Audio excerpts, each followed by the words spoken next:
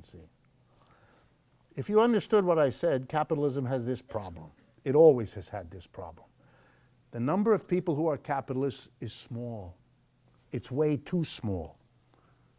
And that has always meant that capitalists have a problem if they're in a society of universal suffrage, like the United States or Europe or Japan. Why? Because the number of capitalists is small and the mass of people is large. Because the small capitalists make the system work for them and become wealthy and powerful, and the mass of people don't. It's then only a matter of time, and not much time, before the mass of people make the following eureka discovery. We are the majority in a political system that says the majority wins. We should use the political system to undo or reverse the results of capitalism as an economic system. If capitalism makes a few people rich, we'll pass taxes that fix that. We'll take it away from them, and we'll distribute it to everybody else. We'll have a redistributive tax system. Easy to do, very easy to do. As of tomorrow morning, if you have wealth more than $3 million, it's taxed at 84.6%. Takes a few weeks and you don't have it anymore. There's nothing, seriously folks, there's nothing difficult. We know exactly how to do that. It's easily admitted. There's no problem at all. We move the wealth. The wealthy know this. They know. They're not stupid. They know that they're sitting, and by the way, it's more true now than it's been for 100 years in America. You all know how the wealth is concentrated at the top. That's why the 1%, 99% invented by the Occupy Wall Street became, you know, common knowledge and common language for the American people. A society in which a tiny number of people have a vast amount of wealth and power, and the vast majority of people are having a harder and harder time. The kids have to load up on debt in order to get a college education. They have to borrow money to do any of the things the so-called American dream was supposed to deliver to them, et cetera, et cetera, et cetera. This is a system that's fundamentally fragile. How have capitalists stayed in power as long as they have when they're in this terribly vulnerable position? The answer is that they've made a deal with an institution called a political party that turned out to be very useful for them. And the job of the political parties that the capitalists made use of was to create, and there's no other way to say this, a mass base for capitalism. To create a mass of people who would support the capitalist system. That's the job of a party. And if capitalists are going to support a party the way they support the Republicans or the way they support the Democrats, with huge contributions and every kind of support imaginable, which both parties do, then that's because the party is useful for them, is urgent for them. Let's see how the Republican Party does it real quickly. Its job is to bring into its arms, into its organizations, all the people it can that it can persuade to support capitalism.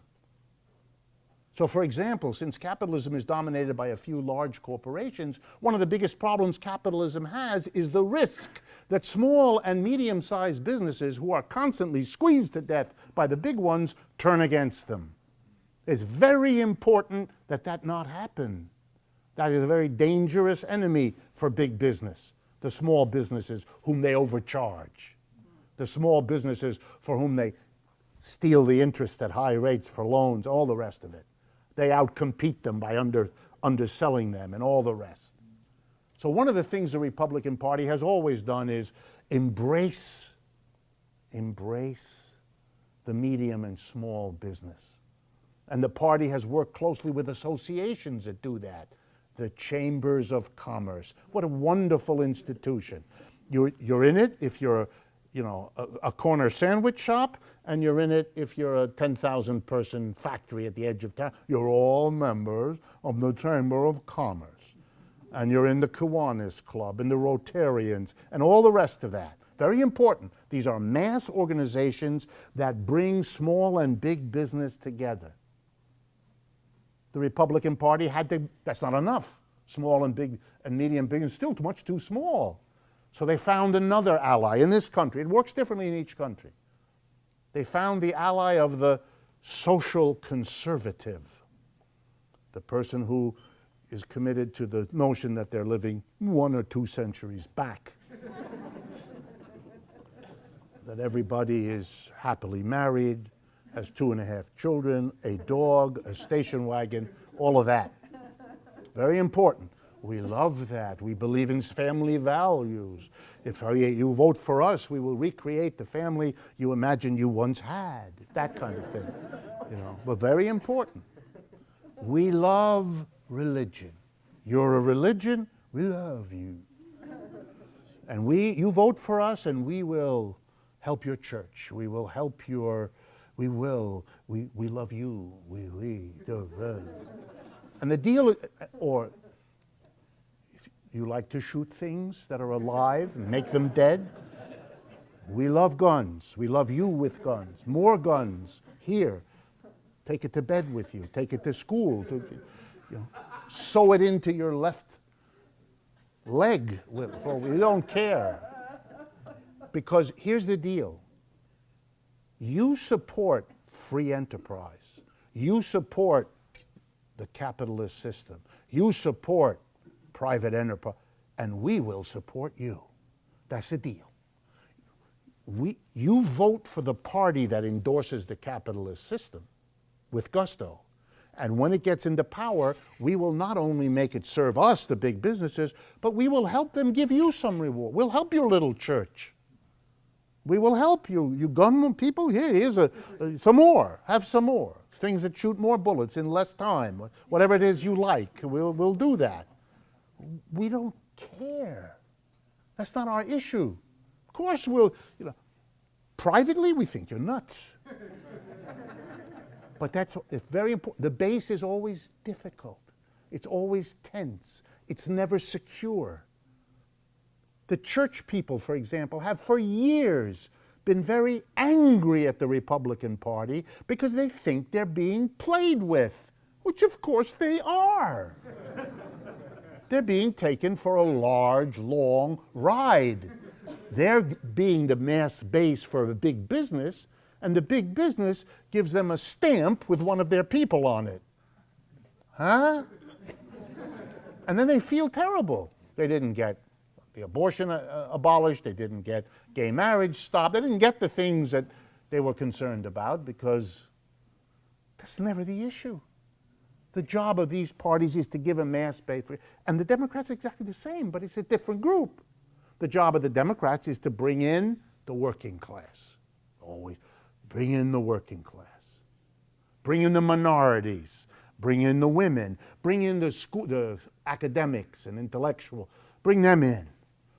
Get them to support free enterprise any way you can, and give them something. Give them a public university system. They want that, you give them that.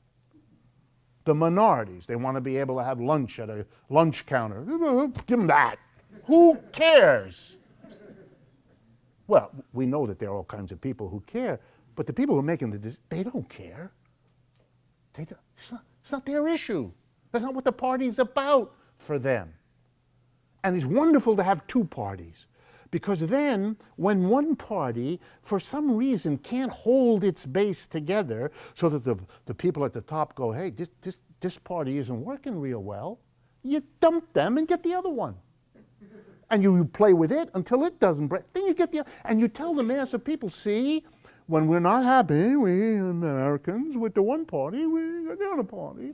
And after a while, the majority of people realize this game is absurd and they don't bother voting anymore, do they?